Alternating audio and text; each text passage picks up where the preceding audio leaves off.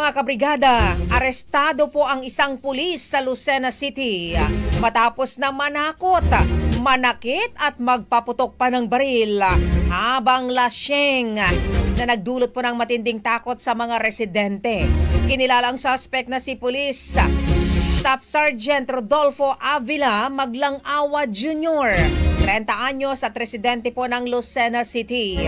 Dumating ang pulis sa isang tindahan para bumili ng yelo. Ngunit bigla na lamang daw itinutok ang kanyang baril sa isang 20 anyos na lalaking bumibili din ng sigarilyo. Sa takot, tumakbo palayo ang biktima. Nadamay din ang dalawa pang babae na tinakot din at sinaktan pa ni Magala o Maglang-Awa. Nang papasukin ng tindera ang mga biktima, nagwala na ang pulis saka ito nagpaputok. Dahil sa tulong ng kapatid niyang pulis, voluntaryo namang sumuko si Maglang-Awa.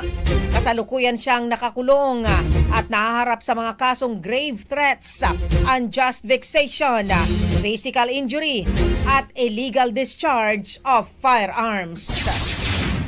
Ang bahaging ito ay hatid sa atin ng Drive Max Coffee. Ligayang tuloy-tuloy!